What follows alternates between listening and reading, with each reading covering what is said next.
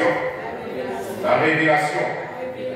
Et à ce sujet, nous avons lu Matthieu le chapitre 11, le verset 27, où le Seigneur Jésus dit, je vais lire pour nous, toutes choses m'ont été données par mon Père, et personne ne connaît le Fils, si c'est le Père, et personne non plus ne connaît le Père, si c'est le Fils, et celui à qui le Fils veut révéler. Donc, la révélation. Dans Hébreu, le chapitre 1, la Bible nous dit également, Hébreu, le chapitre 1er, vous avez votre Bible, je veux que nous lisons la Bible. Aussi, dans Hébreu, quelqu'un aussi va prendre le microphone pour m'aider dans la lecture. En créole ou en français. Hébreu, le chapitre 1, à partir du verset 1er. Ah, ok. Alléluia. Celui qui a trouvé, je vous donner rapidement la lecture. Frère, allons-y, je vais juste faire un récapitulatif avant que nous entrons. Nathan, bon Dieu te mette paroles dans vos prophètes, dans diverses occasions, à divers gens, pour te parler à les ancêtres. Verset 2. Moi, dans le deuxième jour, c'est petit là même.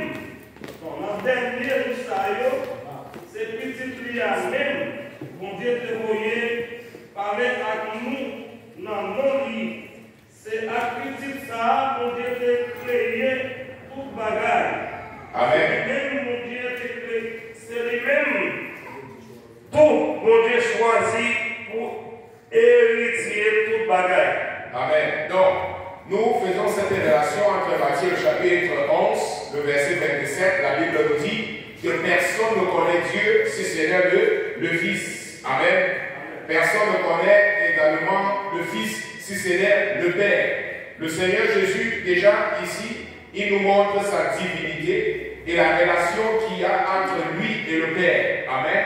Plus tard, il va dire, moi et le Père, nous sommes moi, le Père, nous sommes un, en parlant de son unité avec Dieu, pour nous montrer qu'il était 100% Dieu.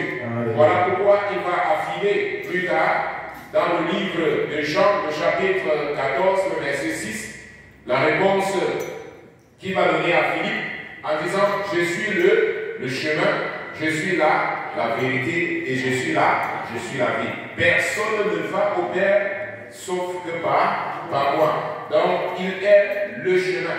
Et maintenant, dans Hébreu, il dit, Dieu, dans les temps passés, il nous a parlé au travers des prophètes. Et nous voyons cela dans l'Ancien Testament. Mais dans les derniers jours, Dieu nous a parlé par le Fils. Amen. Par qui il a créé toutes les choses, en nous montrant également la divinité de notre Seigneur. Amen. C'est bon de diminuer un peu, pasteur, pour que ça ne terrible pas. Donc, on connaît Dieu par la contemplation, on dit ensemble contemplation. On connaît Dieu également par la perception spirituelle. Et on connaît Dieu également par la révélation, on dit ensemble révélation. Amen. Trois choses. Amen. Perception spirituelle, contemplation et révélation. Alors, qui est Dieu? Et comment est-ce que Dieu se révèle lui-même au travers de sa parole? Amen. Alors, c'est un sujet extrêmement important lorsqu'on parle de connaître Dieu. Osée, le chapitre 4, le verset 6, la Bible nous dit, mon peuple périt pour faute de connaissance. Amen. Pour faute de connaissance, le manque de connaissance de Dieu entraîne les gens à la perdition. Également, dans Jean le chapitre 8, le verset 32, la Bible nous dit, et vous connaîtrez la vérité, et la vérité vous rendra libre. Pour la vérité vous affranchira. Alors, connaître Dieu, on dit souvent que par la théologie, on étudie Dieu. Mais parler réellement qu'on étudie Dieu, c'est, on va dire, une aberration. Je sais qu'il n'y a pas vraiment de technologie grande pour pouvoir expliquer cela. Mais qui peut connaître Dieu? Voilà le Seigneur qui nous dit, personne ne peut connaître Dieu si ce n'est le Fils qui révèle à cette personne. Or, il y a beaucoup de choses que nous ne pouvons pas comprendre au sujet de Dieu. Mais ce n'est pas parce que nous ne comprenons pas que ce n'est pas la vérité. Si vous me posez la question, pasteur, c'est quoi la Trinité? Je vous dis, je ne connais pas. Mais ça ne veut pas dire que Dieu n'existe pas. Amen. Ça ne veut pas dire que la Trinité n'existe pas. Beaucoup de personnes, parce qu'ils ne comprennent pas de manière rationnelle ce que parfois la parole de Dieu dit, alors ils pensent que ce n'est pas une vérité. Amen. Si toi, avec ta petite tête, tu parviens à comprendre Dieu qui a créé l'univers et la terre, ça veut dire que ce n'est pas Dieu. Amen. Le jour où l'homme sera capable d'expliquer profondément la personne de Dieu, alors l'homme deviendra Dieu. Or, personne ne peut devenir Dieu. Il est impossible de pouvoir connaître Dieu dans sa plénitude. Deutéronome chapitre 29, verset 29, les choses cachées appartiennent à Dieu et les choses révélées appartiennent au... Qui révèle ces choses? Dieu. Amen. C'est Dieu qui révèle ces choses. Ce que Dieu a révélé appartient aux hommes. Alléluia. Mais ce qui est caché appartient à Dieu. Gloire à Dieu. Donc, c'est là où nous allons commencer à parler de la nature de Dieu. Dieu est esprit. On dit ensemble, Dieu est esprit. Dieu est esprit. C'est quoi un esprit? Bon, la première des choses, un esprit est une personne. Dis à celui qui est à ton côté, un esprit est une personne. Alléluia. Parce que beaucoup de gens pensent qu'un esprit, c'est la lumière, c'est l'énergie, c'est le vent, c'est ceci. Non. Voilà pourquoi beaucoup de gens ne croient pas que le Saint-Esprit est une personne. Parce qu'ils pensent que c'est un vent, c'est une énergie. C'est non. L'esprit est une personne. Voilà pourquoi la Bible dit Dieu est esprit. Dieu est esprit. Le Seigneur Jésus qui nous donne cette révélation dans Jean chapitre 4, verset 24. Dieu est esprit. Et ceux qui l'adorent, l'adorent en esprit et en vérité. Donc, si Dieu est esprit, ça veut dire qu'on ne voit pas Dieu physiquement. Amen. Mais ce n'est pas parce qu'on ne voit pas Dieu physiquement que ça signifie que Dieu n'existe pas. Il est esprit, mais il est une personne. C'est ça d'abord qu'il faut faire la différence. L'esprit ne se voit pas, mais l'esprit est réel, est une personne. La Bible nous montre cela de manière claire. Dieu est esprit, et ceux qui l'adorent, l'adorent en esprit et en vérité. Dieu n'a pas été créé à partir de la matière. Amen. La matière a été créée, mais Dieu n'a pas été créé, mais il est le créateur. Amen. Genèse chapitre 1er, verset 1er, la Bible dit au commencement, Dieu créa les cieux et la terre. Par la suite, il dit que la lumière soit et la lumière fut.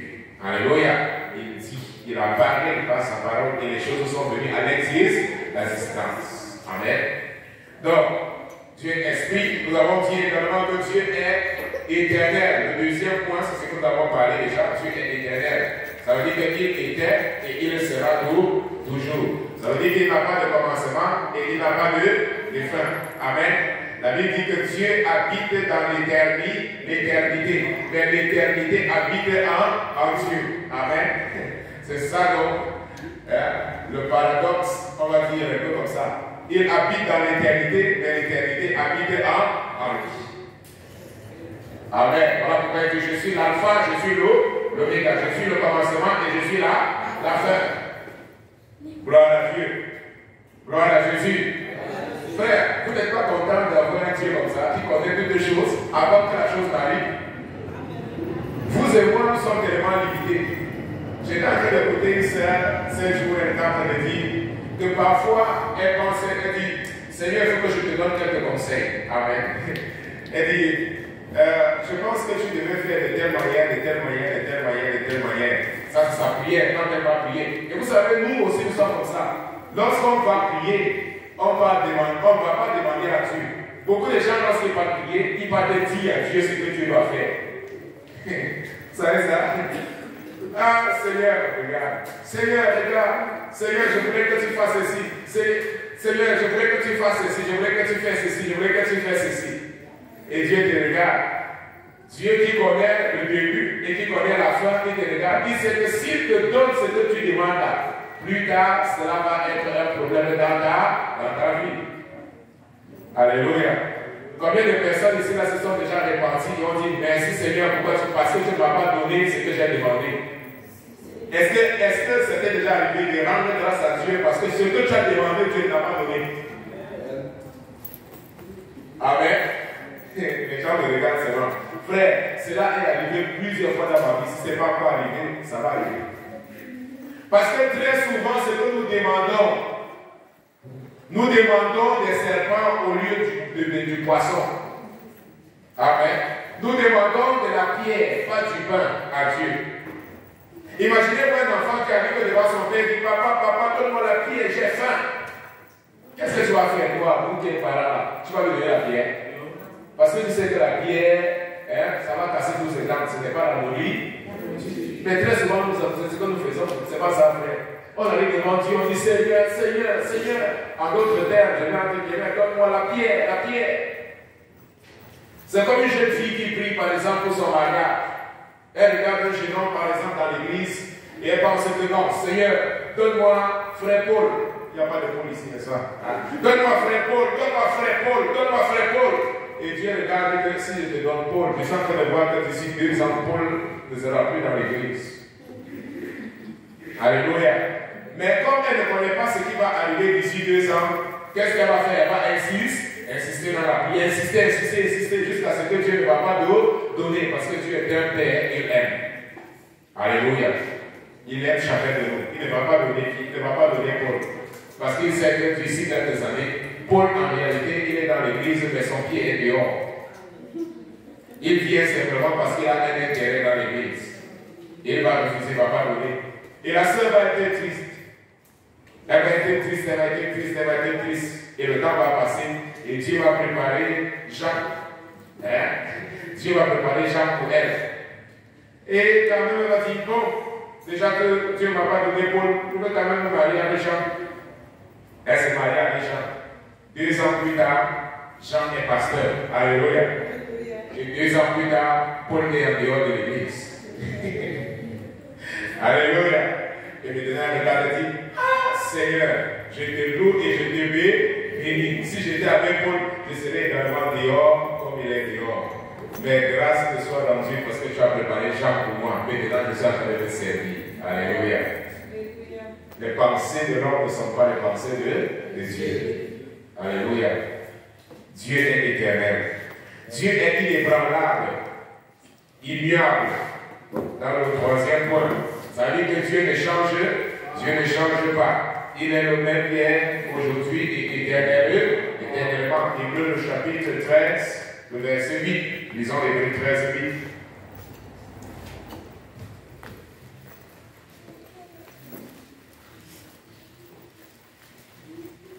8. Hébreux 13, 8. Jésus-Christ est le même hier, aujourd'hui et éternellement. Amen. Jésus-Christ est le même hier, aujourd'hui et éternellement. Amen. Donc, c'est le même Jésus d'hier, c'est le même Jésus d'aujourd'hui, et c'est le même Jésus qui règne éternellement d'âge en âge. Jésus-Christ est le même. Dieu est unique. Je suis à la page 9. Dieu est unique. Nous avons parlé de la Trinité. Le pasteur John, ne sait pas ce que le pasteur John a parlé de cela le dimanche passé. De la Trinité. 3 en 1, le Père, le Fils et le Saint-Esprit. Souvenez-vous pas ça. Ok. Dimanche passé, c'est pas moi qui ai enseigné ça, c'est le pasteur, non? Le pasteur John. Oui. Exact. Ok. Bon. Je pense qu'on a déjà vu, vous avez déjà vu sur la Trinité. Est-ce que quelqu'un a un doute sur la Trinité? Le Père, le Fils et le Saint-Esprit. Frère, la Trinité ne s'explique pas, elle se comprend par la foi. Elle s'accepte par la foi. Amen. La Bible montre cela de manière claire que Jésus-Christ est Dieu et que le Saint-Esprit aussi est Dieu. Je pense que les références bibliques, on vous a donné cela. Donc Dieu déclare, comme il est le seul Dieu dans Ésaïe au chapitre 45, au verset 21, il dit, n'est-ce pas moi l'Éternel? Il n'y a point d'autre Dieu que moi. Je suis le seul juste et qui sauve. Ésaïe au chapitre 45, au verset 21. Amen. Donc la Sainte Bible déclare, je suis à la page 10, la Sainte Bible déclare expressément l'existence du Père, du Fils et du Saint-Esprit comme Dieu. Amen. Donc, de même que l'existence d'un seul Dieu manifestée au peuple d'Israël, Deutéronome chapitre 6, verset 4, est incontestable, la Sainte Bible déclare expressément l'existence du Père comme Dieu. Alléluia. Lisons quelques versets, Malachie, le chapitre 2, verset 10. Malachie, le chapitre 2, le verset 10. Quelqu'un ouvre aussi la Bible dans le livre de Jean, le chapitre 1, le verset 1 et le verset 14. Et une troisième personne ouvre dans Jean, le chapitre 14, le verset 16. Malachie 2, 10.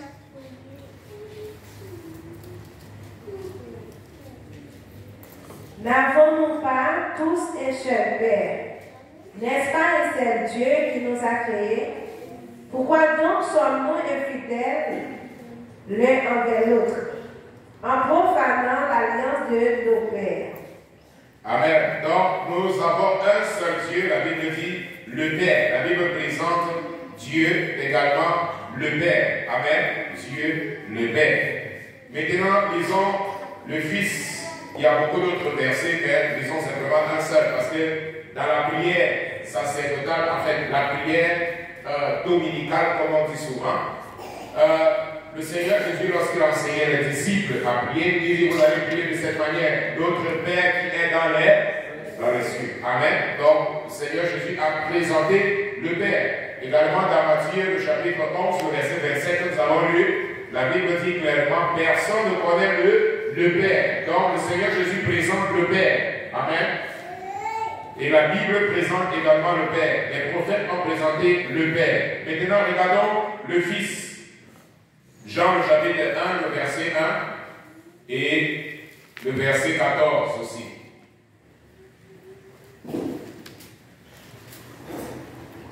Jean, le chapitre 1, le verset 1er et le verset 14.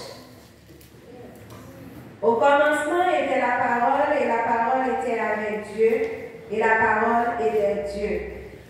14. Et la parole a été faite chair, et elle habitait parmi nous, pleine de grâce et de vérité.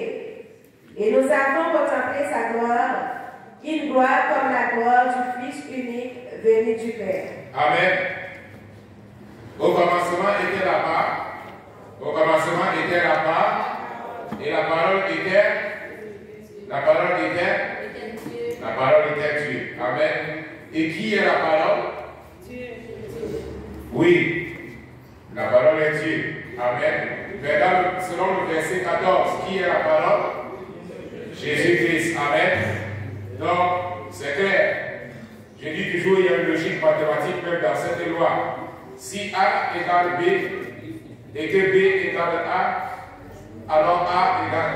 Comme si A égale B et que B égale C, ça veut dire que A égale C. Je dis que c'est une loi de la logique mathématique.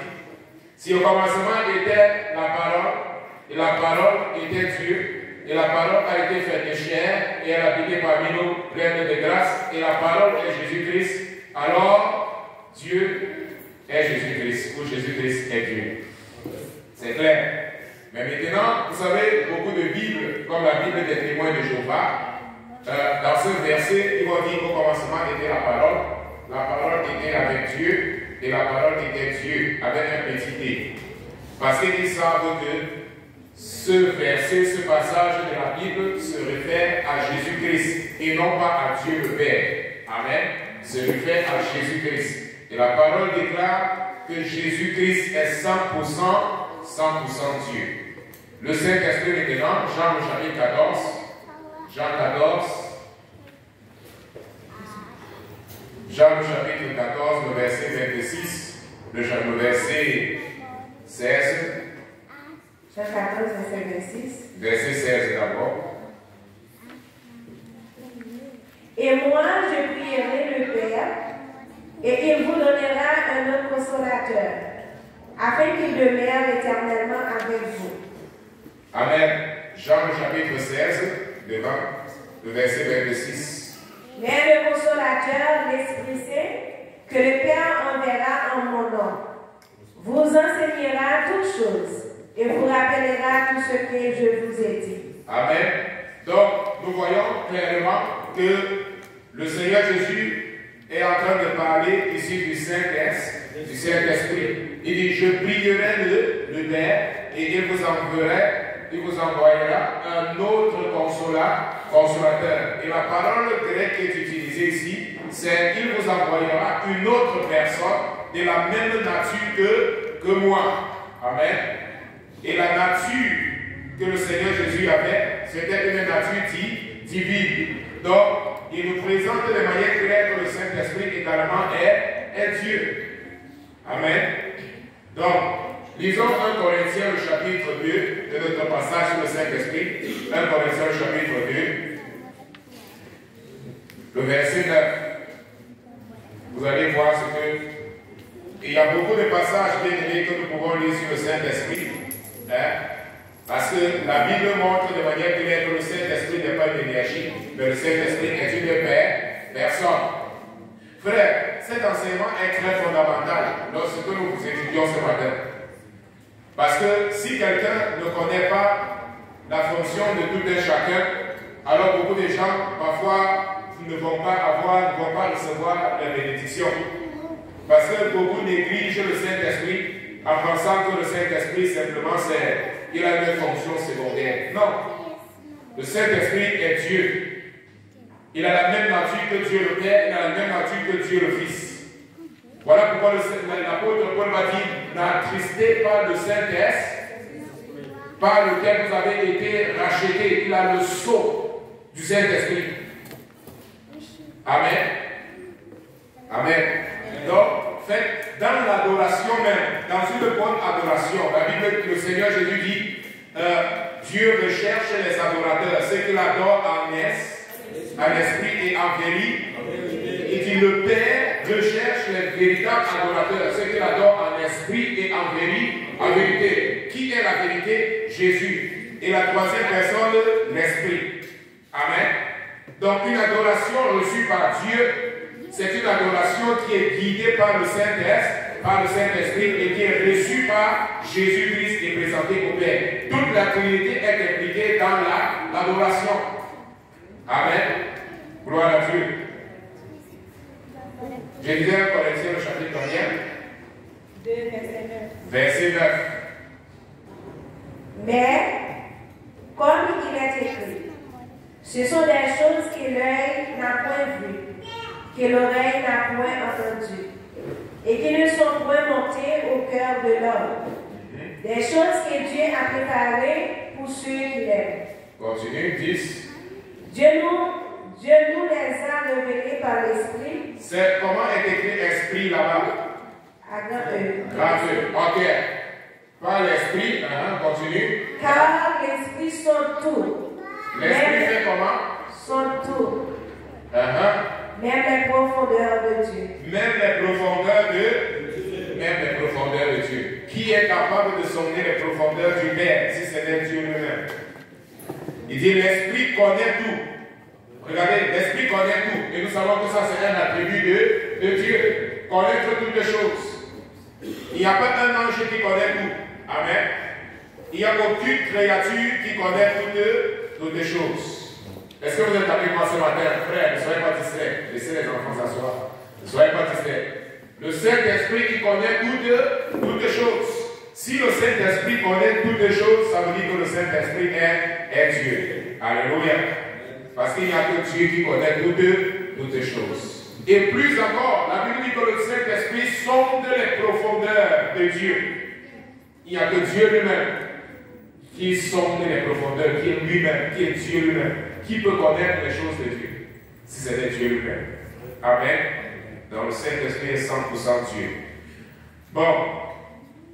Tournez la page 12. Les attributs de Dieu.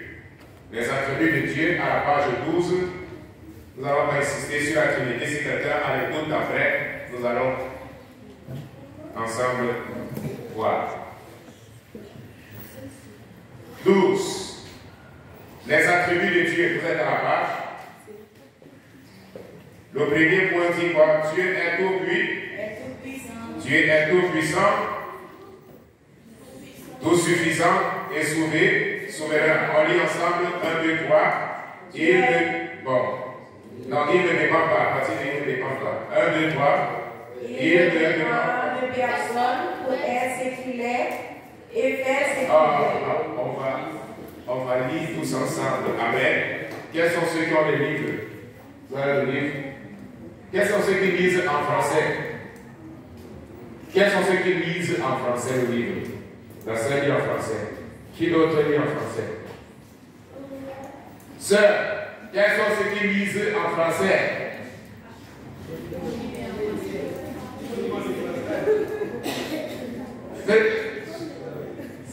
Quels sont ceux qui lisent en français? Vous ne pouvez pas lire la Bible parce que vous n'avez pas le livre. Hein? 1, 2, qui d'autre? Elle lit. La sœur ne lit pas en français. Ok, il n'y a pas de problème. Frère, on va prier pour que soit vous lisez en français, soit vous lisez en portugais ou en espagnol. Parce qu'on a ce livre également en espagnol. Amen. En créole, on n'a pas encore. On prie pour que Dieu nous envoie un traducteur en créole. Si vous connaissez un, vous nous dites, pasteur, je connais un. Si vous avez un candidat qui peut nous aider dans la traduction, même si c'est payant, on paye pour qu'il traduise. Parce que nous voulons avoir les livres dans le maximum d'idiomes possible, les langues possibles. Donc la personne qui peut traduire, par exemple, du français au créole, ou même du portugais au créole. Amen. Le bon, c'est du portugais au créole parce qu'il prend déjà une version pour la version originale. Amen. Mais si vous connaissez quelqu'un qui peut traduire du français au créole, je vous informe. Les frères, quels sont ceux qui ont le livre? 1, 2, 3, 4. Je sais, ok. Bon, ceux qui n'ont pas le livre, qu'est-ce qui fait le problème? C'est le jojo, c'est irréel. C'est irréel. La sœur dit, tu ne lis pas français? Non, ok. On va prier, frère, que le Seigneur nous accorde la grâce pour pouvoir lire en français. Amen. Bon, je suis à la page 12, nous disons donc ensemble que le Seigneur, Dieu ne dépend pas, il ne dépend de personne pour être ce qu'il est. On lit ensemble 1, 2, 3. Il ne dépend de personne pour être ce qu'il est et faire ce qu'il veut. Il est juste soumis à lui-même, à sa propre parole. Genèse au chapitre 17, le verset 1, Philippiens au chapitre 3, le verset 21. Le Seigneur Dieu ne dépend de personne. Il est autosuffisant. Amen. Frère, Dieu ne dépend pas de ta prière pour être Dieu. Amen. Si tu adores Dieu, si tu ne l'adores pas, ça ne change rien. Beaucoup de personnes pensent souvent que je vais faire ceci, je vais faire cela, Dieu va être triste, et puis non, Dieu ne change pas. Amen. La Bible nous a dit cela dans Malachie, nous avons lu cela ce matin. Je suis l'Éternel, je ne change pas. Dieu ne change pas. Il ne deviendra pas plus Dieu lorsque tu vas l'adorer, ou moins Dieu lorsque tu ne vas pas l'adorer. Amen. Tu l'adores, c'est pour ton bien. Tu ne l'adores pas, c'est pour ton problème. Il va continuer à être Dieu. Dieu est autosuffisant. Il n'a pas besoin de ton argent. Il n'a pas besoin de ta vie. Il n'a pas besoin de quoi que ce soit. Amen. La Bible dit qu'il a créé les cieux et la terre. Les richesses qui sont cachées appartiennent également à Dieu. S'il avait besoin de quoi que ce soit, il n'allait pas te demander. Amen. Tu n'entres pas dans ta maison et tu demandes l'autorisation à quelqu'un qui est dehors pour prendre quelque chose dans ta maison. C'est ce que tu fais. Non, personne ne fait cela. Tu arrives chez toi, tu prends. Ça t'appartient. Amen. Tu ne vas pas venir demander à quelqu'un dans la rue là, pour dire est-ce que je peux prendre ceci dans ma maison? Non, c'est ta part, ça t'appartient. Amen. La terre et tout ce qu'elle renferme appartient à Dieu. Gloire à Dieu. Il est autosuffisant. Dieu n'a pas besoin de quoi que ce soit. Il possède toutes les choses. Mais vous et moi, nous dépendons de Dieu. Amen. C'est ça dans la différence. L'homme n'est pas autosuffisant. L'homme a besoin de la grâce de Dieu. L'homme a besoin du souffle de vie. L'oxygène que tu as, c'est Dieu qui t'a donné. Si Dieu retire tout l'oxygène dans tes dents, tu meurs. Ta vie et ma vie appartiennent à Dieu. C'est dans la main de l'Éternel. C'est dans la main de Dieu. Tu n'es pas autosuffisant. Tu n'es pas autosuffisant. Beaucoup de personnes, à cause de leur deuil, à cause de l'argent qu'ils ont, des milliards et des milliards de dollars, ils pensent qu'ils sont autosuffisants. Mais lorsque la mort arrive, ils partent de les médecins disent qu'il n'y a pas de solution, il n'y a pas de remède. Il a un cancer, là, par exemple, au poumon, qu'il arrive là-bas, ces milliards et ces milliards sont incapables de pouvoir le sauver la vie. Amen. Parce que ce n'est pas l'argent qui fait en sorte que tu sois autosuffisant. Alléluia. Gloire à Jésus. Seul Dieu est autosuffisant. Alléluia. Et nous tous, les êtres humains, nous dépendons de la grâce et de la miséricorde de Dieu. Alléluia. Gloire à Jésus. Voilà pourquoi le prophète Jérémie va nous dire les bontés de l'Éternel ne sont pas épuisées, mais elles se renouvellent chaque matin. Si je suis ce matin, c'est parce que les bontés de l'Éternel se sont renouvelées. Alléluia. Gloire à Jésus. Dieu est autosuffisant. Deuxièmement, Dieu est omniprésent. Amen. Nous avons déjà eu des études sur ça. On va lire ensemble 1 et 3.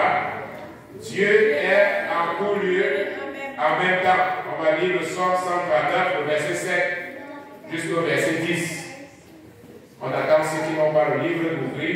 Psaume 139, verset 7 à 10. C'est déjà dans le livre. Mais ceux qui n'ont pas le livre, qui ne peuvent pas lire, ouvrez la Bible. On va lire ensemble. Psaume 139, verset 7 à 10. Où irai-je loin de ton esprit? Et où fuirai-je loin de ta face? Si je monte aux cieux, tu y es. Si je me couche au séjour des morts, tu vois là. Et si je prends les ailes de l'aurore et que j'aille habiter à l'extrémité de la mer, là aussi ta main me conduira et ta droite me saisira. Amen. Gloire à Dieu. Gloire à Jésus. Dieu est omniprésent. Dieu est omniprésent. Ça veut dire que Dieu est, la parole nous avons déjà vu, omni veut dire universel. Amen. Omni veut dire universel. Et présent veut dire présent, ici, maintenant. Amen. Donc Dieu universellement est présent. Il est présent ici au milieu de nous. Il est présent en Haïti. Il est présent au Cameroun. Il est présent aux États-Unis. Il est présent dans l'univers. Il est présent dans les choses visibles. Et il est présent dans les choses invisibles. Parce que pour Dieu, il n'y a rien qui est caché. David dit, où fuirai-je loin de ta face? Où fuirai-je loin de ton esprit? Il n'est pas possible de se cacher devant le Seigneur. C'est impossible. Tu peux te cacher devant les yeux des hommes. Tu peux te cacher devant ton père, devant ta mère, devant ton directeur, devant tous les hommes, devant ton pasteur, mais tu ne peux pas te cacher devant le Seigneur. Alléluia. Parce qu'il est omniprésent. Lorsque tu es tout seul dans ta maison, lorsque tu es tout seul dans ta chambre, les regards de l'Éternel sont sur toi. Tu n'es pas seul. Ton père n'est pas à côté, ta mère n'est pas à côté, ta femme n'est pas à côté, mais Dieu est présent. Alléluia. Tu peux peut-être marcher dans la vie, tu dis non, il n'y a personne qui est en train de me regarder, il n'y a personne qui est en train de me voir, mais il y a les regards de l'Éternel qui sont sur toi. Alléluia. Frère, écoutez ce que je veux dire. La Bible nous dit qu'au dernier jour, Dieu va ouvrir le livre. Nous tous, nous allons nous tenir devant la présence de Dieu. Et il va ouvrir les livres. Il y a le livre de ta vie qui est en train d'être écrit dans les cieux. Alléluia. Et lorsque tu vas te tenir devant le Seigneur, il va ouvrir le livre de tes actions, le livre de ce que tu as fait ici sur la terre. Et tout cela va apparaître parce qu'il n'y a rien qui est caché devant le Seigneur. Tout est enregistré. Alléluia. Les hommes peuvent oublier, mais Dieu n'oublie jamais. Les hommes peuvent ne pas voir, mais Dieu, il voit toutes choses. Alléluia. C'est important que nous puissions avoir cette vérité. Je n'ai pas besoin d'être ici, là. Beaucoup de chrétiens, ils ont une double vie parce qu'ils pensent qu'ils se cachent devant les yeux de leur pasteur, se cacher devant les yeux de leur leader, c'est se cacher devant Dieu. Mensonge. Tu n'es pas caché devant Dieu. Personne n'est caché devant le Seigneur. Alléluia. Mais tout est à nu, tout est à découvert devant Dieu qui a créé toutes choses. Alléluia. Proverbe chapitre 28, le verset 13. La Bible nous dit, celui qui cache ses transgressions ne prospère point, mais celui qui les avoue et les délaisse obtient miséricorde. Tu peux faire beaucoup de choses, tu caches, mais cela va entraîner ta destruction. Parce que tout ce que tu fais est connu par Dieu. Il est omniprésent. Alléluia. Il est là, il le regarde et il observe. Alléluia. Frère, j'ai une bonne nouvelle pour toi. Dieu est omniprésent. Alléluia. Dieu est omniprésent. C'est la bonne nouvelle. J'ai aussi une mauvaise nouvelle pour toi. Le diable n'est pas omniprésent, mais le diable, il voit également tes actions. La Bible nous dit dans l'Apocalypse qu'il est l'accusateur. Alléluia. Et il nous accuse comment? Jour et nuit. Alléluia. Pendant que tu es à l'église, le diable est en train de chercher quelque chose déjà pour pouvoir t'accuser devant Dieu. Amen. Gloire à Dieu. Donc, ne pensez pas que tu es caché. Ne pensez pas que les gens, que personne ne te voit. Dieu, il te voit. Peut-être qu'il n'y a pas, quelqu'un peut ne pas te voir ici. Tu peux faire beaucoup de choses et personne ne te voit. Mais Dieu, il a des regards sur toi. Et il a également ses démons aussi sur la terre. Alléluia. Tout le temps qu'il va devant Dieu, il dit, ah, tu vois ce qu'elle a fait. Tu vois ce qu'il est en train de faire. C'est la légalité, c'est ouvert. Tu donnes accès au diable. L'apôtre Paul va nous dire plus tard, ne donnez pas accès au diable. Comment est-ce qu'on donne accès au diable? Nous-mêmes, en ouvrant nos cœurs à l'église. Amen. Dieu est omniprésent. Nous avons déjà parlé, Dieu est omniscient. Ça veut dire que Dieu connaît toutes choses. Avant que la chose arrive, Dieu connaît déjà. Gloire à Dieu. Voilà pourquoi nous pouvons confier en Dieu. Alléluia, frère. Imaginez-vous, Dieu est omniprésent. Je peux, frère, même si je t'aime, même si ta femme t'aime tellement, ta femme n'est pas omniprésente. Ton mari t'aime, mais il n'est pas omniprésent. Il peut dire que, ah, je serai toujours avec toi, tu es mon amour, tu es ceci, tu es ceci. Alléluia. C'est pas ça. Mais il n'est pas omniprésent. Lorsqu'il va avoir, par exemple, une maladie, comme est venu le Covid, là, tu vas comprendre que ta femme a le Covid, tu vas dire, bon, cette salle-là, c'est de toi. Je ne mets pas tes pieds dehors aussi. Reste là-bas. Hein? J'avais une soeur qui faisait comme ça. Et vous savez, au Covid, on a souffert. Et c'est là que Dieu montre vraiment que l'homme est fier. Même comme il dit que je t'aime, tu es ceci, tu es cela, ça c'est zéro. Quand est venu le Covid, le mari a eu le Covid. Il est entré avec comment? La femme a fermé, tu restes là-bas. Elle préparait la nourriture, elle venait mettre à la porte, elle poussait avec les pieds comme ça. Oh, reste. Je ne veux pas être contaminé. Spécialement avec ceux qui avaient la télé à la maison, où tous les jours les nouvelles étaient, il y a 5 000 morts, il y a 10 000 morts, il y a 25 000 morts, et puis on montre les tombeaux comme ça qu'on est en train d'enterrer les gens. Donc ça fait la vie. Et mon mari, il a le Covid, ça veut dire que la mort est à côté de moi. Ça c'était même pour les femmes courageuses qui sont même restées dans la même maison. Certains, le mariage est terminé. Gloire à Dieu. Mais Dieu est omniprésent. David dit, il est un secours bien présent. Alléluia. Dieu est un secours. Il est toujours présent. Il est toujours avec toi. Partout là où tu vas, dans le moment de Covid, dans l'absence de Covid. Alléluia. Il est toujours avec toi. Alléluia. Gloire à Dieu. C'est ça la différence. Avoir un Dieu qui est toujours là. Les hommes peuvent t'abandonner, mais Dieu ne t'abandonnera jamais. Alléluia. Si tu es fidèle à Dieu, Dieu va être également, il sera fidèle envers toi. Gloire à Jésus. Dieu ne change pas. Il est toujours fidèle.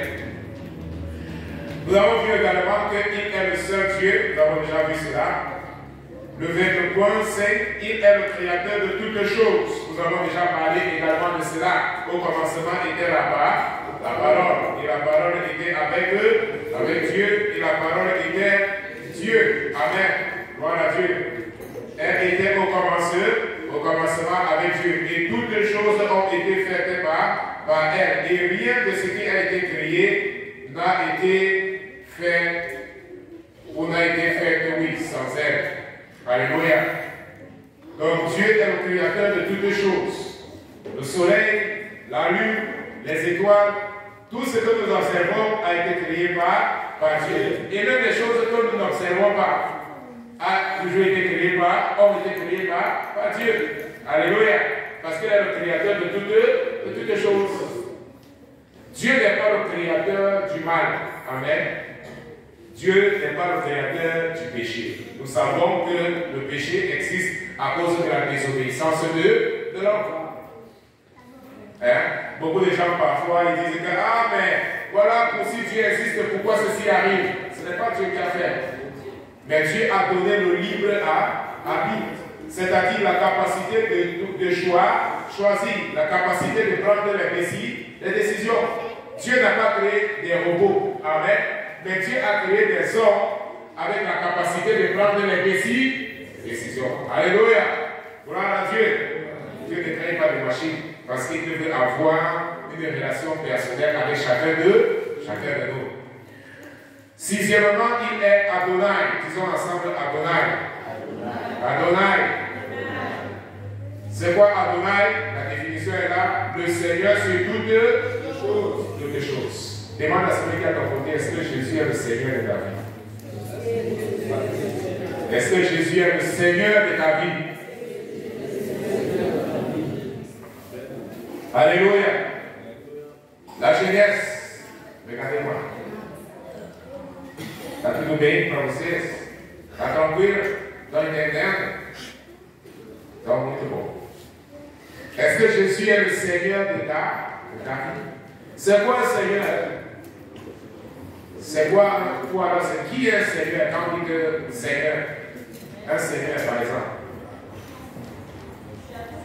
un chef, hein? Un guide, quoi d'autre? Un Seigneur. Oui, c'est un chef. C'est quelqu'un qui gouverne. Hein? Donc, quand on dit est-ce que Jésus est Seigneur, ça veut dire que est-ce que c'est lui qui gouverne ta vie? Amen. Est-ce que c'est lui qui est ton maître? Est-ce que c'est lui qui est ton guide? Comme la sœur disait, c'est quelqu'un qui guide, c'est quelqu'un qui conduit. Vous savez, nous disons très souvent Seigneur Jésus, Seigneur Jésus, Seigneur Jésus, Seigneur Jésus. Mais où est sa seigneurie? La seigneurie du Seigneur se manifeste lorsque nous prenons les décisions. Parce que quelqu'un qui est esclave, serviteur, amen, ne fait pas sa propre volonté. Voilà pourquoi le Seigneur Jésus dit, pourquoi est-ce que vous dites Seigneur, Seigneur, et ne faites pas ma volonté? Parce que si je suis Seigneur, alors vous allez faire ma volonté. Mais sauf que beaucoup de gens déclarent que Jésus-Christ est Seigneur, mais qu'ils continuent en train de faire leur propre volonté. Alléluia. Voilà pourquoi il dit dans le dernier jour, Certains viendront et diront, Seigneur, Seigneur, n'avons-nous pas fait beaucoup de choses en ton nom, n'avons pas nous fait ceci. Il va dire, éloignez-vous de moi, vous qui commettez l'iniquité. C'est-à-dire, vous qui avez reçu ma volonté et vous avez refusé de faire ma volonté. Et c'est très très dangereux, très très dangereux. Adonai, il est le Seigneur sur toutes choses. Alléluia. Dieu est Seigneur. Et s'il est Seigneur dans ta vie, les choses vont changer dans ta vie. Si Jésus-Christ est Seigneur dans ta vie, le diable n'aura pas accès dans ta vie. Vous savez, la Bible, le Seigneur Jésus dit, personne ne peut servir personne ne peut servir personne ne peut servir deux maîtres. D'autres versions disent, personne ne peut servir c'est Seigneur. C'est impossible de servir deux maîtres. C'est impossible de servir deux seigneurs. Amen. Il dit, soit tu t'attacheras à l'un et mépriseras l'autre, soit tu aimeras l'autre et haïras l'autre. Il est impossible de servir deux seigneurs, deux maîtres. Qui est le Seigneur de ta vie? Amen. Si c'est Jésus-Christ qui est le Seigneur de ta vie, alors tu n'auras pas de problème. Alléluia. Lorsque l'ennemi va venir dans ta vie, il va voir qu'il y a déjà un Seigneur. Et le Seigneur qui est dans ta vie est plus fort que lui. Alléluia. Le Seigneur qui est dans ta maison est plus fort que lui. La Bible dit qu'il est impossible d'entrer dans la maison d'un homme fort et piller sa maison sans toutefois le lier. Alléluia. Si le malin arrive dans ta maison et trouve l'homme fort qui est Jésus-Christ, qui est Seigneur, alors il va sortir en fouillant parce qu'il sait qu'il faudra d'abord lier Jésus et il est possible de pouvoir le lier parce qu'il est Dieu, il est Seigneur. Alléluia. Gloire à Dieu. Jésus-Christ comme Seigneur. Le caractère de Dieu. Dieu a un caractère éthique, c'est un être éthique. Nous avons vu que l'éthique, c'est cette partie de la science qui présente ce qui est bien et ce qui est mauvais. Lorsque nous voyons dans le jardin d'Éden, reste attention encore. Lorsque nous regardons dans le jardin d'Éden, nous voyons qu'au commencement, il n'y a aucune loi. La seule chose que Dieu a donnée à Adam et Ève, c'était de ne pas manger le fruit de l'arbre de la connaissance du bien et du mal.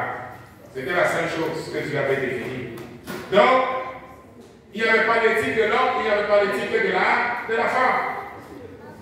Parce que tout ce que Dieu avait dit que c'était bien était bien. Et ce que Dieu, la seule chose que Dieu avait dit qui était mauvais, était mauvaise. Alléluia. Gloire à Dieu. Donc, l'éthique, c'est la science qui établit ce qui est bien et qui est mal. Il est dit donc que Dieu est un être éthique car il considère dans les actions et les pensées. Dieu est saint. Alléluia. Est-ce qu'on peut dire ensemble, Dieu est saint? Dieu est saint. Dieu est saint. C'est quoi Dieu est saint? C'est quoi la sainteté? Hein? La pureté. Quoi d'autre? La lumière. Sans tache. Alléluia. Dieu est saint, mais saint veut dire être séparé. Amen. Dieu est séparé. Dieu est séparé. Oh, mettez attention. Dieu est séparé. Dieu est saint. Ça, c'est un caractère de Dieu.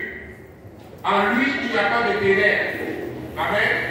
Dieu est pur. En lui, il n'y a pas de changement. Nous avons déjà dit cela. Dieu ne fera jamais ce qui est établi comme étant mal. Il ne tente personne et il ne peut être tenté. Dieu est saint, Dieu est séparé. Maintenant, dans 1 Pierre, le chapitre 1, le verset 15. 1 Pierre, le chapitre 1, verset 15. Allons-y. 1 Pierre, quelqu'un ouvre la Bible, 1 Pierre, qui a le micro maintenant. Ok. 1 Pierre, le chapitre 1, verset 15 et verset 16. On va reprendre après elle.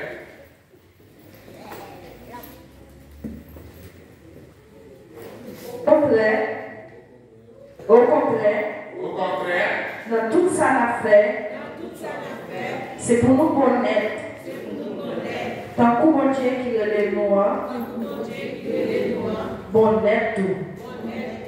Parce que, mais ça qui est écrit dans le livre là, c'est pour nous connaître. Parce que moi-même, moi connaître. Donc, être saint, c'est bon être en créole. C'est ça? En créole.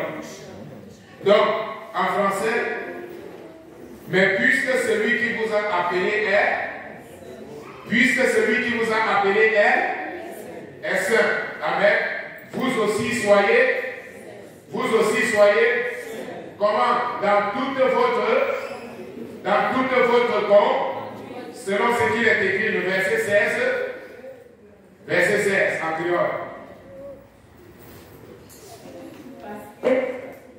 Parce que, mais ça qui est écrit dans le livre là, c'est pour nous connaître, parce que moi-même, moi connaître. Frère, qui est en train de parler?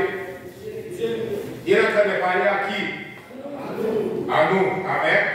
Vous faites une très bonne interprétation de la Bible. Amen. C'est Dieu qui est en train de parler. Il est en train de parler à chacun d'eux.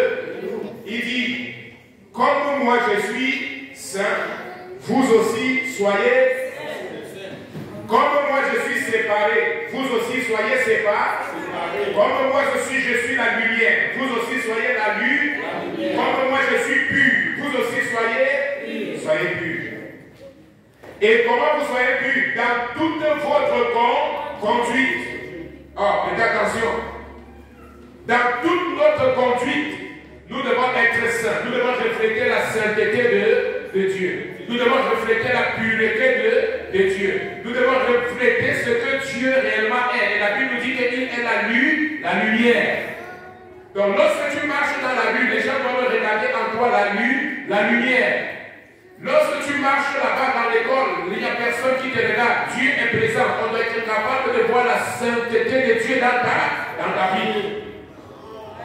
Lorsque tu t'habilles, on doit être capable de pouvoir identifier que voilà une fille et voilà un serviteur de Dieu. En toi, il y a la lumière. En toi, il y a la pureté. La Bible dit en Dieu, il n'y a point de ténèbres. Ça veut dire qu'en toi aussi, il n'y a point de ténèbres. Comme celui qui vous a appelé est saint, vous aussi soyez saints. Ce n'est pas que vous devez être saint comme le pasteur. Ce n'est pas que soyez saint comme le leader a dit. Soyez saint comme l'autre a dit. Non. Soyez saint comme Dieu est saint.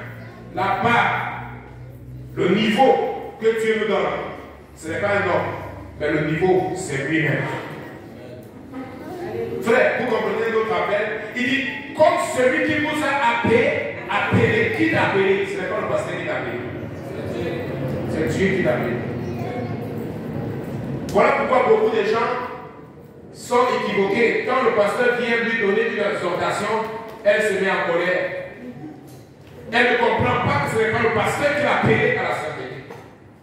Ton salut ne dépend pas du pasteur. Ton salut dépend de ta conduite devant le Seigneur. Comme celui qui t'a appelé est saint. Si c'est Dieu qui t'a appelé, alors tu dois comprendre que c'est devant Dieu que tu dois te placer. C'est dans ta conduite avec lui. C'est dans ton intimité avec lui. Ce n'est pas un homme. Si ton regard est fixé sur un homme, alors tu es en train de te tromper. Comme celui qui t'a appelé, quel est ton appel? Frère, ce n'est que ce qui Dieu a appelé réellement. Lisons dans toujours 1 Pierre, chapitre 2, verset 9.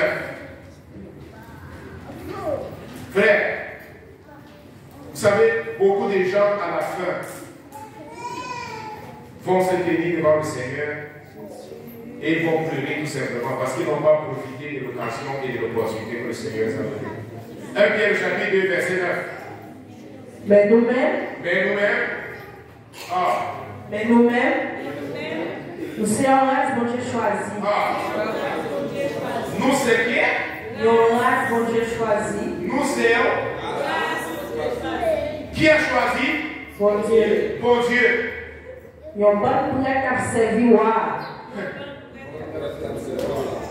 Répétez ce qu'elle dit. Yon bon prêt qui a servi roi. Yon nation qui a vu la part du bon Dieu. Yon peuple qui a acheté.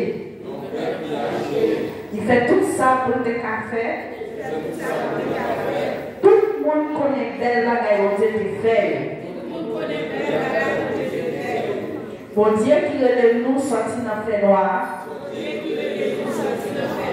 Pour nous entrer dans la belle lumière. Frère, est-ce que vous êtes seulement en train de lire, de répéter, ou vous êtes en train de méditer sur cela? Est-ce que vous êtes en train de méditer sur les paroles que vous êtes en train de... Ou on répète seulement pour répéter? Elle va lire tout seul. Et je veux que pendant qu'elle lit seule, tu médites. Relis tout seul. Mais nous-mêmes, nous sommes une race que Dieu choisit. C'est une race que Dieu a choisie. Il y a un bon prêt qui a servi le roi. Un peuple qui a été appelé à servir le roi. Je donne la traduction seulement. Il y a une nation qui a pris la part de mon Dieu. Une nation séparée. Vous savez ce que la version en français dit? Un peuple exclusif. Un peuple exclusif. Un peuple séparé. Vous, au contraire, vous êtes une race élue, un sacerdoce royal, une nation sainte, une nation. Quelle est la caractéristique de cette nation? Elle est sainte. Elle est pure. Elle est sans tache. Un peuple acquis. Comment ce peuple a été acquis? À partir du sang. Voilà pourquoi la version dit racheté. Un peuple qui a été racheté.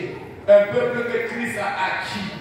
Lorsqu'il est mort sur la croix, il a dit tout est accompli.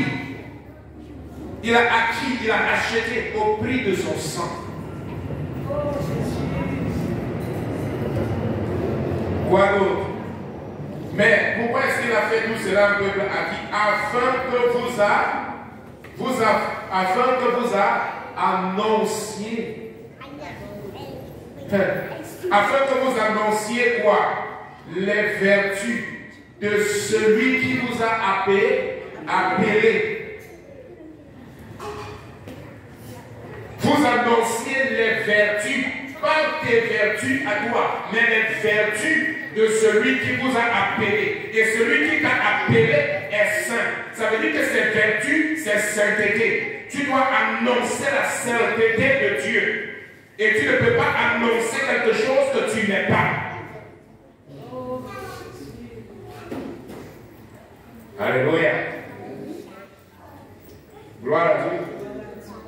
Frère, et la Bible dit que nous étions dans les ténèbres. Par la suite, il dit cela. Annoncer les vertus de celui qui vous a appelé des ténèbres à son admirable lumière. Quelque chose de fantastique que Dieu a fait. Nous étions tous dans les ténèbres.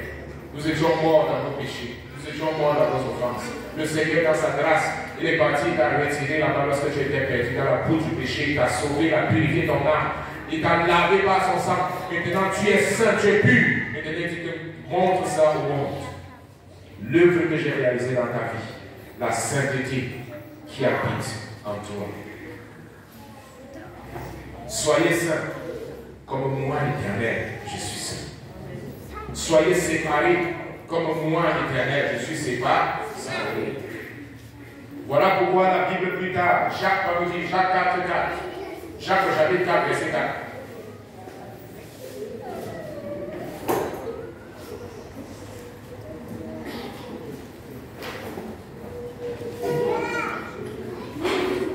Jacques 4, 4.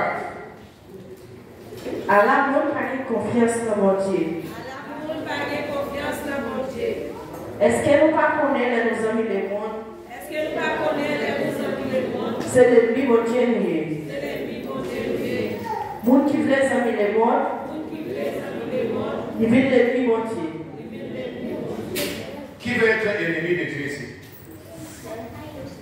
Personne. Je suis sûr que personne ne veut être ennemi de Dieu. Mais vous savez, les attitudes et nos actions montrent que nous sommes ennemis de Dieu. Vous savez, la version en français dit quoi? La version en français dit quoi? Le créole n'a pas utilisé cette parole. En français.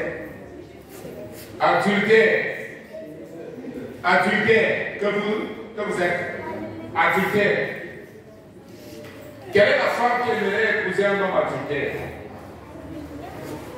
Quel est le mari qui aimerait épouser sa femme, une femme adultère? Personne. Personne. Et le Seigneur dit, adultère que vous êtes. Ne savez-vous pas que l'amour ou l'amitié, comme la version qui est utilisée, ne savez-vous pas que l'amour du monde est inimitié contre Dieu? Celui donc qui est ami sera ennemi de Dieu. Que Dieu nous en préserve. Nous sommes un peuple exclusif de la propriété de Dieu. Une nation sainte. Parce que Dieu est saint. Et si Dieu est saint, l'apôtre Pierre dit que soyez saints. Parce que Dieu est saint. Car Dieu est saint. Comme Dieu est saint, sois saint. Ah, mais pasteur, tu me dis que être saint, ça veut dire qu'on est sans péché. Non, ça ne veut pas dire que tu ne vas plus jamais pécher. Mais tu ne vas pas accepter le péché dans ta vie comme quelque chose de normal. Le péché ne va pas dominer dans ta vie. Toi-même, tu ne vas pas te placer dans la tentation. Toi-même, tu ne vas pas être dans un endroit où ça va te contaminer. Parce que tu sais que tu n'appartiens pas à cette nation sur la terre. La Bible dit que tu appartiens à la nation de Dieu. Tu es un peuple choisi. Tu es un homme choisi. Tu es une femme choisie. Dieu t'a séparé du monde. Il t'a séparé des ténèbres. Et il t'a amené à sa lumière. Et maintenant, tu es dans la lumière. Comment est-ce que tu peux encore rentrer dans les ténèbres? Ce n'est plus possible. Alléluia. Ce n'est pas possible. Nous devons refléter la nature de Dieu. Nous devons refléter la sainteté de Dieu. Dans toute notre conduite, la Bible dit ce n'est pas dans toute notre conduite. Ce n'est pas seulement lorsqu'on vient à l'église. Tu ne t'habilles pas bien lorsque tu viens à l'église. Seulement. Non. Dans la rue, on doit savoir qui tu es. À l'école, on doit savoir qui tu es. Dans ton travail, on doit savoir qui tu es. À la faculté, on doit savoir qui tu es. Partout là où tu es, on doit voir la sainteté de Dieu. Alléluia. Parce que tu ne sais pas un Dieu qui habite dans l'église. Beaucoup de gens ont cette image de Dieu. Tout simplement lorsqu'ils partent à l'église. La Bible dit cela, c'est vrai. Garde tes pieds lorsque tu entres dans la maison du Seigneur. Mais nous avons vu ce matin que Dieu est omniprésent. S'il dit que tu dois être saint, c'est que tu dois être saint lorsque tu viens à l'église, tu dois être saint lorsque tu es à la maison, tu dois être saint lorsque tu es à l'école, tu dois être saint lorsque tu es dans ton travail, tu dois être saint lorsque tu es dans la rue, tu dois être saint partout. Personne ne connaît ni le jour, ni l'heure. Je te pose la question, si en sortant, en étant habillé de cette façon, en étant vêtu de cette façon, et c'est ton dernier jour, comment tu vas te rencontrer avec le Seigneur? Alléluia. Voilà pourquoi nous ne pouvons pas avoir une double vie. Tu ne peux pas avoir deux vies. Tu es seulement bien lorsque tu viens à l'église. Tu es seulement bien lorsque c'est le dimanche. Tu es seulement bien habillé de manière décente, de manière pure. Lorsque tu viens à l'église, lorsque tu es devant les hommes, lorsque les gens te regardent, lorsque tes leaders te regardent, et lorsque tu es en dehors de l'église, tu penses que Dieu n'est pas là. Ça, c'est un faux christianisme. Ça, ce n'est pas le christianisme. Le christianisme, c'est une vie de tous les jours. C'est une vie réelle avec Dieu. Le christianisme, c'est la conscience que Dieu est là et avec moi tous les jours, indépendamment de l'endroit où je me trouve. Indépendamment des gens qui vont me regarder, s'il y a une sœur de l'église à côté de moi ou s'il y a un frère de l'église qui est à côté de moi. Non, je n'ai pas besoin d'un homme pour me prendre, pour me regarder. Non, Dieu a son regard sur chacun de toi. Dieu te regarde par toi, Dieu. Il n'y a rien qui est caché devant le Seigneur. Mais tout est à nu et à découvert devant celui qui t'a créé. Mais Dieu est amour. C'est un autre caractère de Dieu. La Bible dit que Dieu est amour. Ça veut dire que Dieu, la Bible dit que Dieu, sans tenir compte des temps d'ignorance, annonce à tous les hommes de pouvoir se repentir. Parce que Dieu ne veut pas la mort du pécheur. Mais Dieu veut que l'homme se répande. Amen. Et que l'homme revienne à la conscience. Alléluia. Donc, ce matin, ce n'est pas une condamnation. Non, c'est plutôt à prendre conscience. Parce que le ciel, la Bible nous dit, c'est un endroit où il y a une seule volonté. La volonté de Dieu. Alléluia. Lorsque nous prions, nous disons notre Père qui est dans les cieux. Que ton nom soit sanctifié. Que ton règne vienne.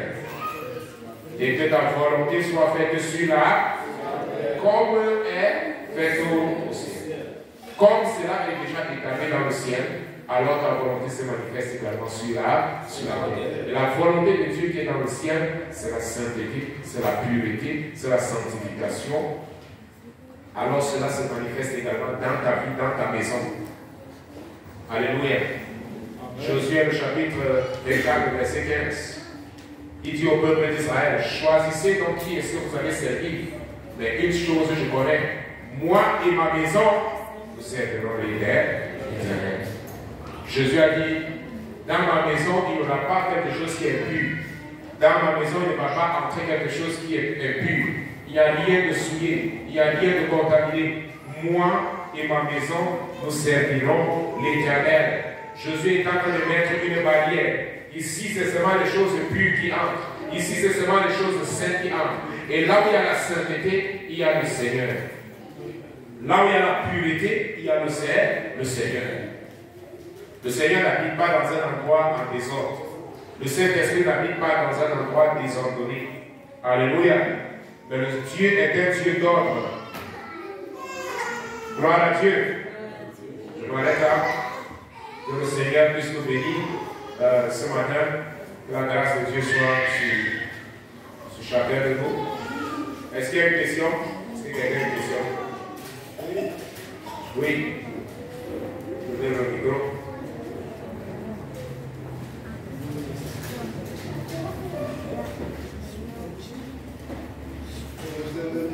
Amen.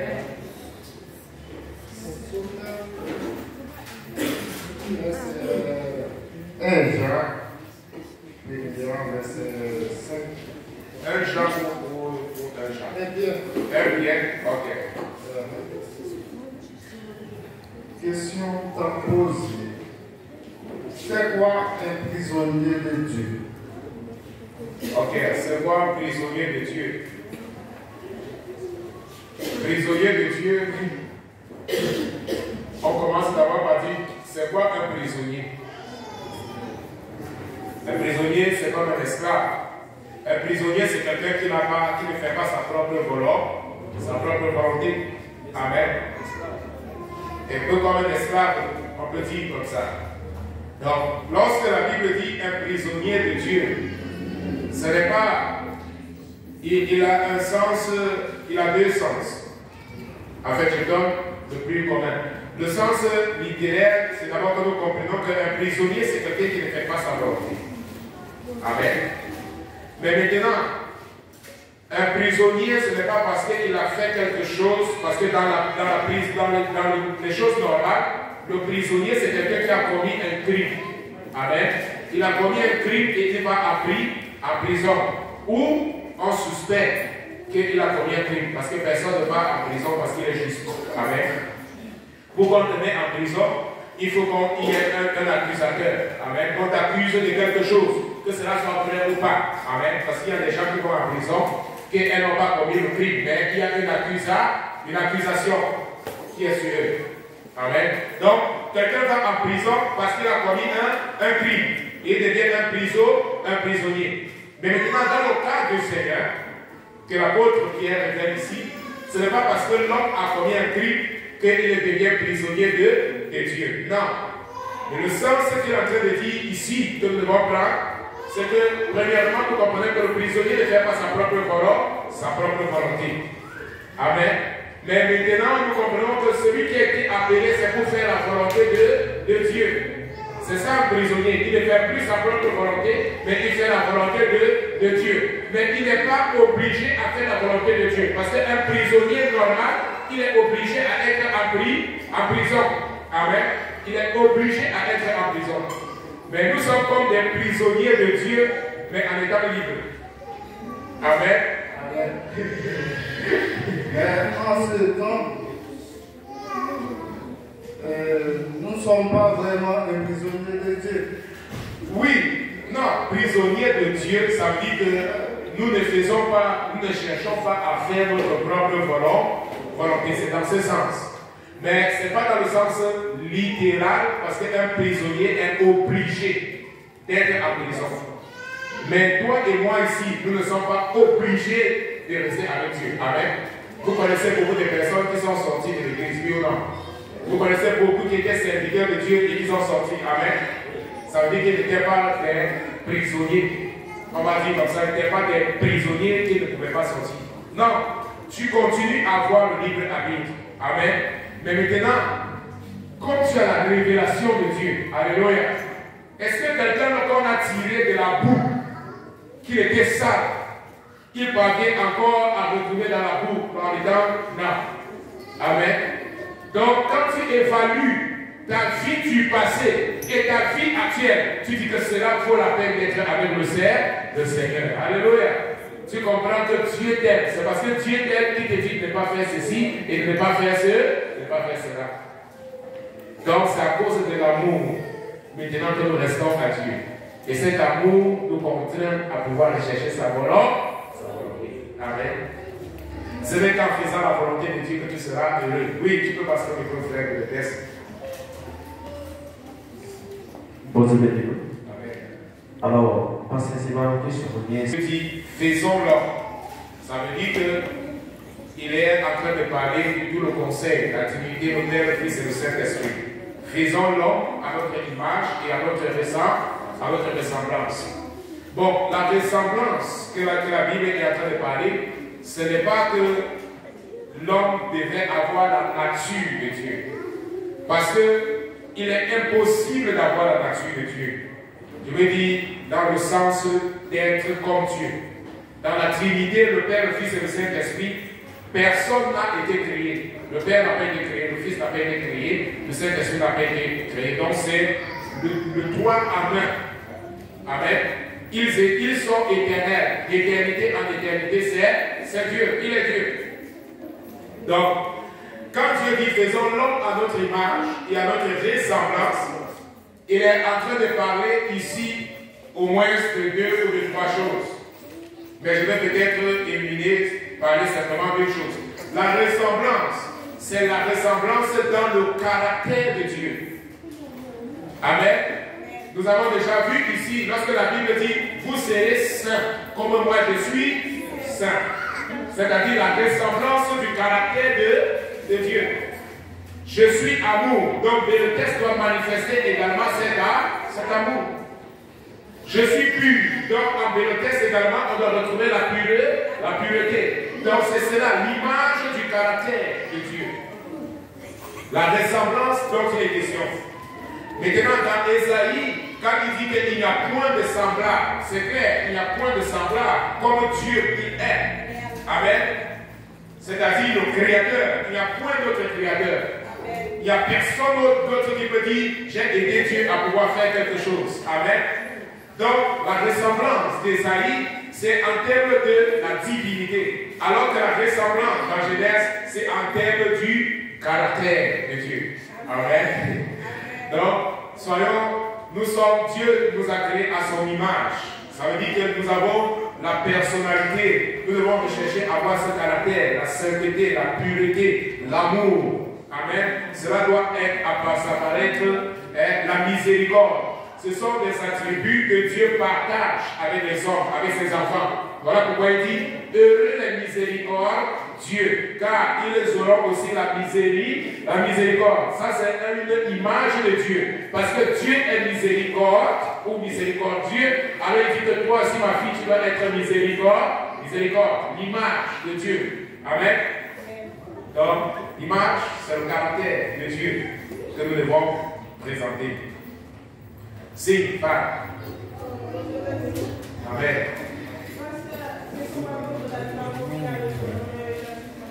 L'organisation. Amen.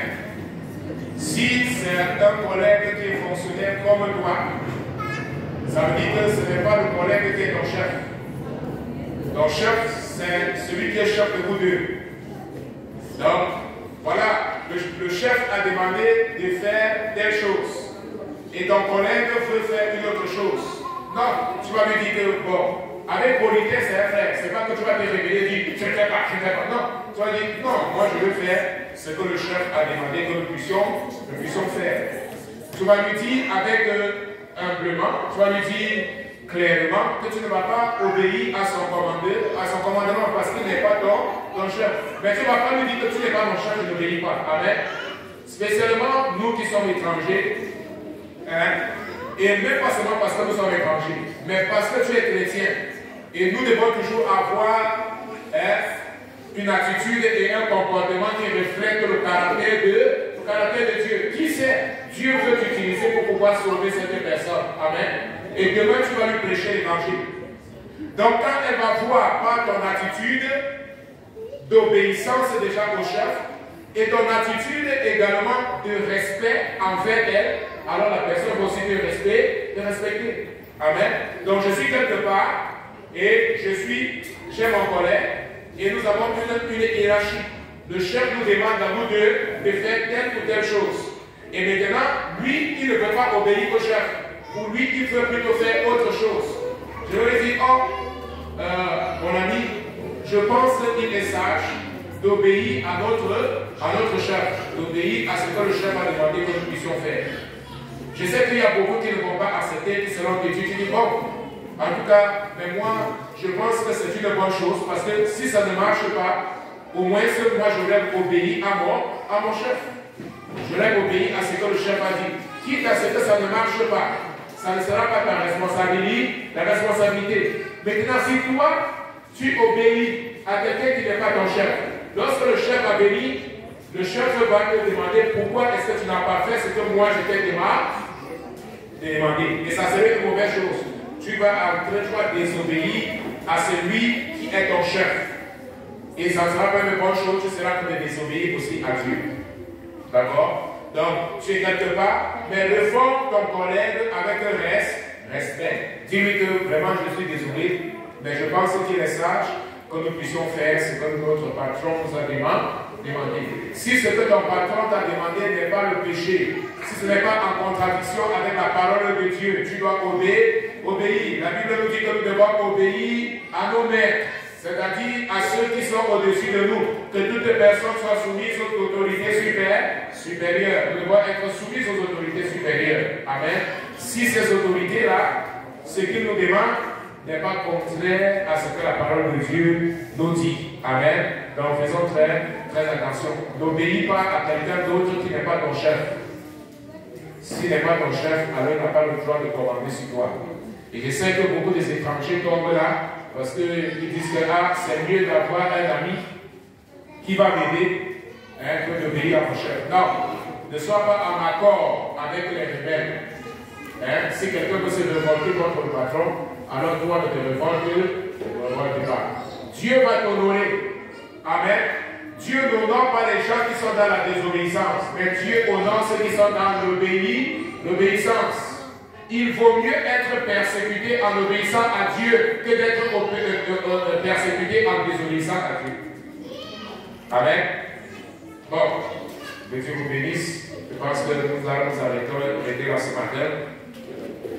Et que le Seigneur bénisse un bon dimanche à chacun de nous. Nous allons appeler donc ceux qui vont diriger de pouvoir passer. Frère, quels sont ceux qui n'ont pas encore les livres?